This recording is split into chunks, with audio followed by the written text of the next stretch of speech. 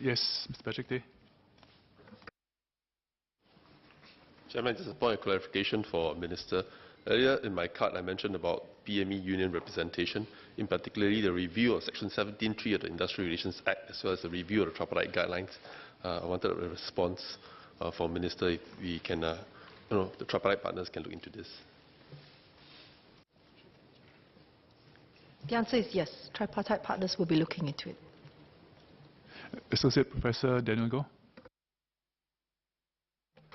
Thank you, Chairman. Thank you, Minister, for the response. I want to make a clarification and have two clarifications to make.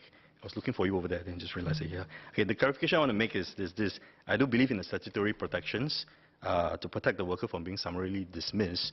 But I think that the protection should be delinked from the retirement age and have no age limit. But I think that's an argument for another time, I guess. So I'm going to ask you two clarifications on your response. The first clarification is on the statutory protections itself, specifically on the termination with notice. Valid reasons for termination are misconduct, poor performance, and redundancy. So I want to confirm that employees terminated with notice can go to MOM to file a complaint for invalid dismissal, and MOM will help to reinstate the employee. My concern is that employees think that termination with notice is valid dismissal just because a notice period is given, and therefore this becomes a kind of loophole that makes the current statutory protections until retirement age kind of meaningless, as employers can then prematurely retire employees using a termination with notice clause.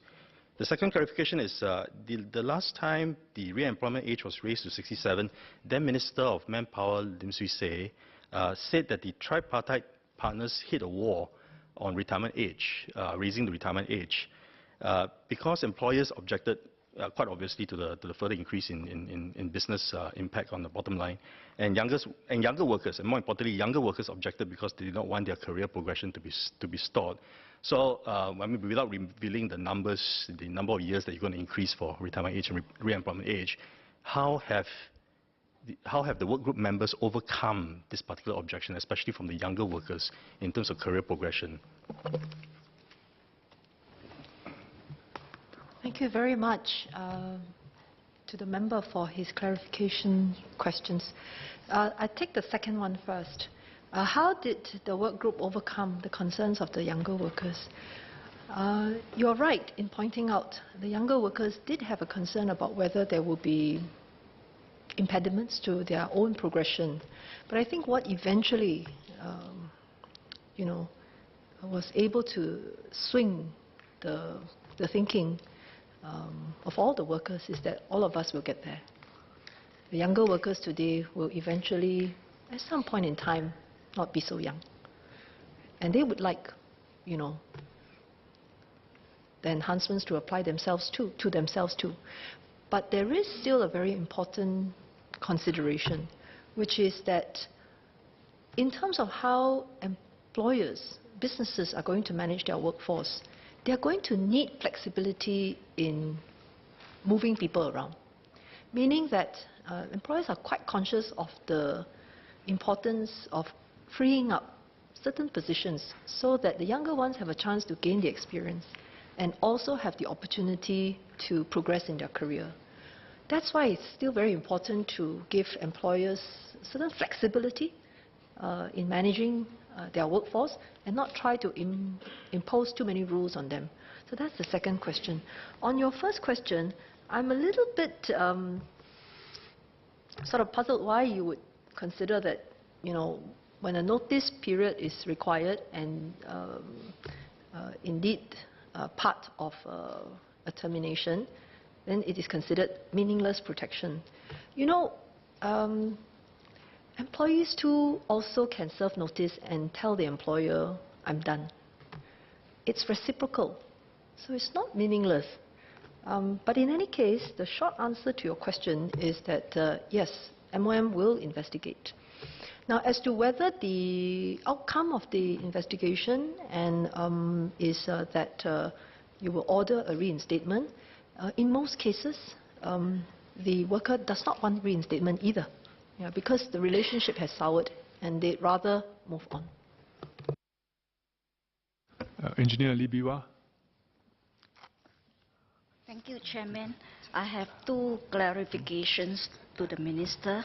First, is there any plan to rebrand service sector to make it more sexy and more attractive to local workers, especially the younger workers?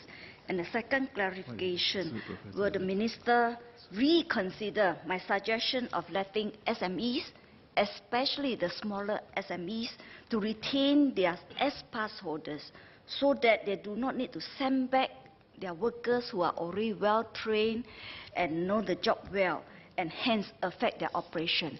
And this is not just for Nison South. It is also for Bishan Toa Payoh GRC and Hongkar GRC and the rest of Singapore. Thank you. I was afraid you were going to say Batam and Johor too.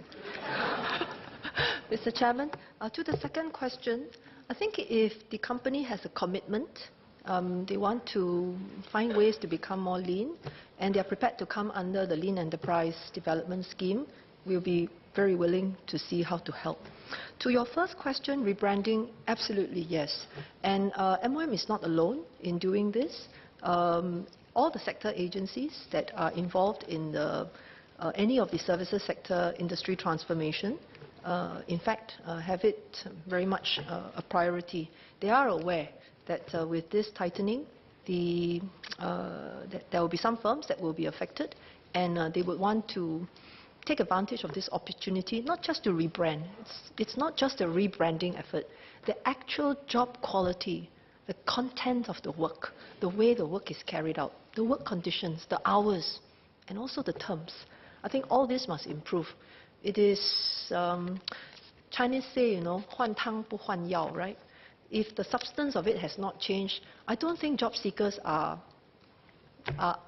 unable to tell the difference. Ultimately, everyone wants to progress in their careers, and I think we should try our very best to ensure that whichever sector they are in, they do have the opportunity to advance. Mr. Pritam Singh. Thank you, Chair. I rise to reply to the question that was asked by the Minister of Manpower. A similar question, I believe, was asked by MOS Zaki during the budget debate, and I rose at the end of that debate to say that the Workers' Party supports the budget, but subject to our position on the GST. Let me be clear about the position on the dependency ratio ceilings once again. I think as a matter of principle, we support the lowering of the dependency ratio ceiling for seniors, as we feel that we should reduce our over-reliance on foreign manpower where we can. And this is so that we can look to raise and improve the job prospects of Singaporeans. Mr. Chairman, I thank the member, Mr. Pritam Singh, for this clarification. It is important and it is appreciated. I think what you have said is felt by all of us. Let's work together. Let's make the workplace, let's make work, let's make job quality our priority, and let's make work satisfying to as many people as possible. Okay, Associate Professor Walter Teixeira. Chairman, thank you. Minister, I was heartened to hear that retirement adequacy is improving rapidly for the current generation of workers and for women in particular. But I think we are both still concerned about the retirement adequacy of women who spend significant amounts of time out of the labour force. So can we study ways to more formally recognize the contributions that they're making to strengthening our families, for example, through CPF credits for caregiving? This year's budget has already given top-ups which are targeted more or less at such women, and we already spend considerable amounts of money on tax relief for working women. So, we can possibly do more for women who are out of the labour force and who are doing important work at home. Thank you. Mr. Chairman, I believe that there was a motion on caregivers, and I'm not sure whether this subject was discussed then. It's certainly an area that will continuously be reviewed, but perhaps to address your question on the retirement adequacy for women in general, not just those who are involved in caregiving roles. In fact, over the last 10 years, the average CPF balance for women has been growing slightly faster than for men. For women, it was 8.3%. So this is per year. So if you compound it over time compared to the men's 7.6%, the gap is closing. And we, of course, already have tax incentives to encourage cash top-ups and made it easier for members to transfer the savings to their CPF savings to their spouses, parents and grandparents, many of whom are women. So I think in this way we hope to help the women build up their retirement adequacy. And there's one data point that is quite useful. We looked at the members who received top-ups, and after they received the top-up, they reached the basic retirement sum. Actually, 60% of them were women.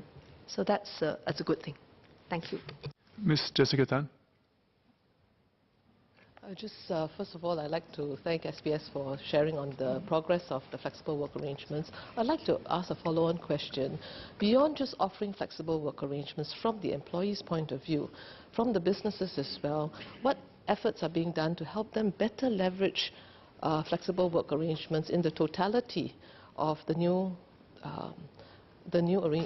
work arrangements that we're seeing, beyond just offering flexible work, but really in the way workspaces are used, in the way technology is used, because there's lots of effort in helping companies be more productive and also getting more productivity from the workers. And in line with that, new skills that workers need to thrive in this new environment, as well as the terms under which work then get measured and also protected.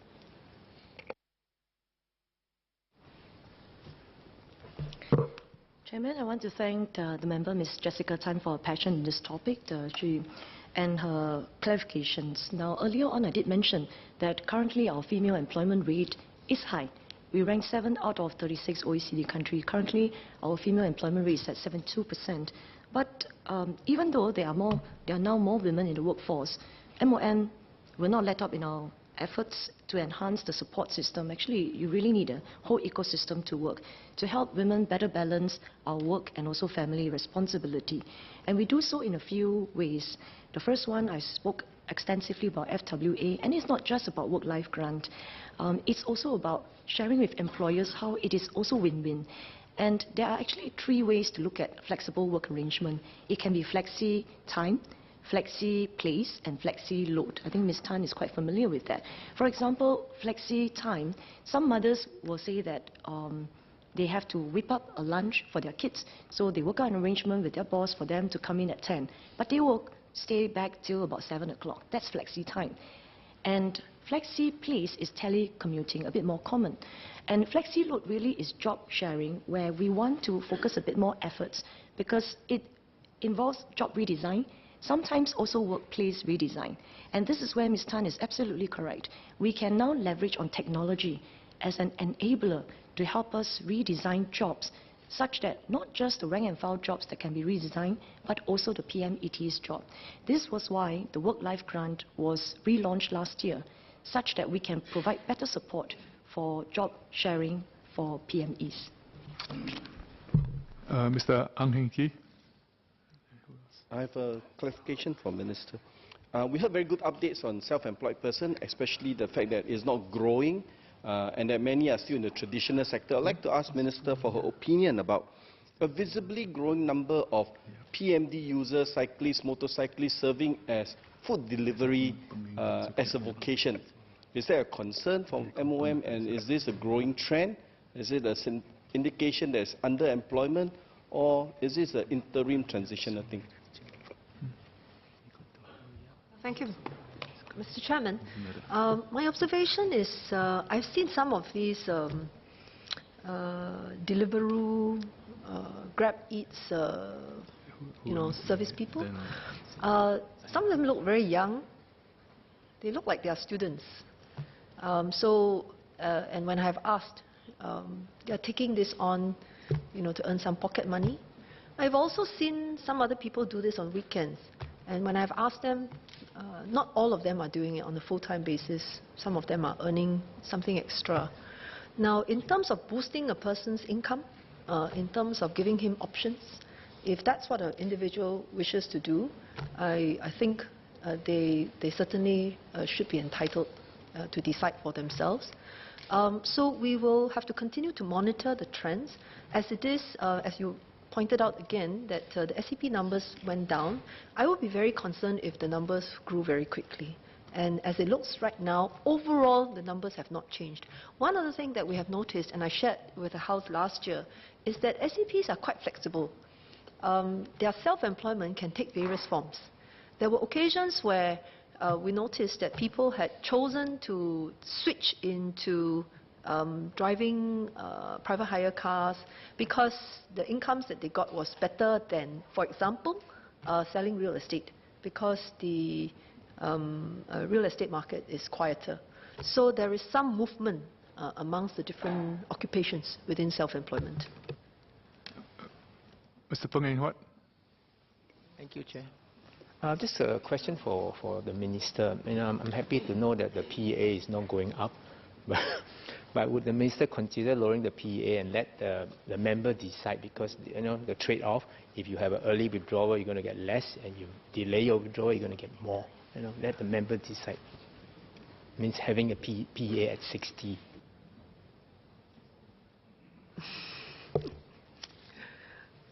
Actually, this is not new. Workers' Party has called for it previously, and the government has also taken pains to explain what the considerations are, essentially to do with extended longevity, and also being mindful of what other countries are doing. So I happen to have addressed this question quite recently in Parliament, and my answer has not changed. So, with your permission, Mr. Chairman, I suggest we move on. But Mr. Peng actually also made some other references on CPF in his earlier cut, and I wonder if you would allow me to address them, since I didn't have time to address them earlier. Very briefly, please. I will try my best. Actually, Mr. Peng, you compared CPF savings to should be like a fixed D, meaning whenever you want, you should be able to take it out. Am I right in...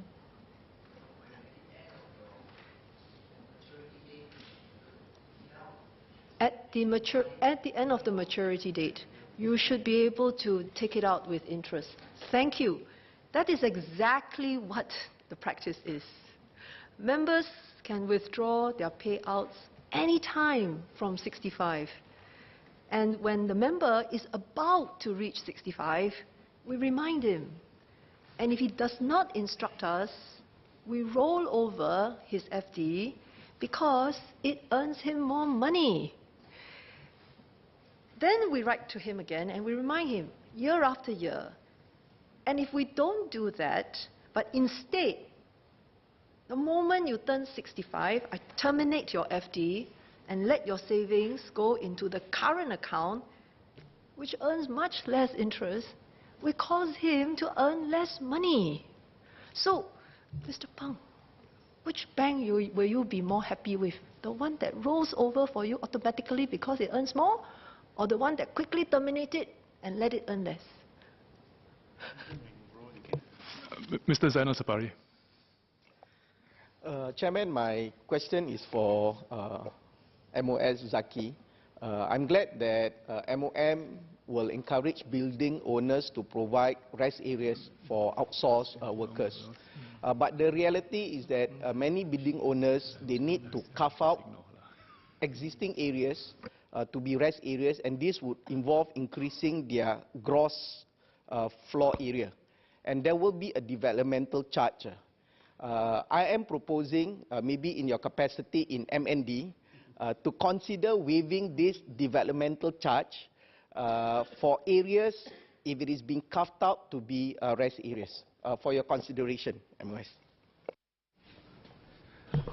I believe that should be an MND cut, though. But having said that, good that members are concerned in this area. But as I mentioned at the start, we start with cleaners first, because we know that it's the right thing to do, but it's not going to be easy for everyone. So that's why even for hawker centres, we start the new ones first. And the old ones, as they retrofit, they upgrade, we will work with NEA to see how we can provide those. And certainly for buildings, I can also understand some of the difficulties. But certainly, if you file a card at MND, we will take a look at that. Thank you. I think we've got time for two more. Ms. Anthea Ong. Thank you, Chairman. Thank you, Minister. I'm very heartened to see that more efforts are being made by MOM to promote more workplace well-being, like increasing the work-life grant from 30 million to 100 million, and also the increased adoption of FWA. And all this contribute to, obviously, employee well-being. This is maybe a question more in terms of updating our workplace health and safety to embrace total health and safety that includes psychosocial well-being, because we are already doing it, but the Workplace Health and Safety Act is still very much skewed towards the physical health and safety. Could Minister please give clarification on that? Thank you.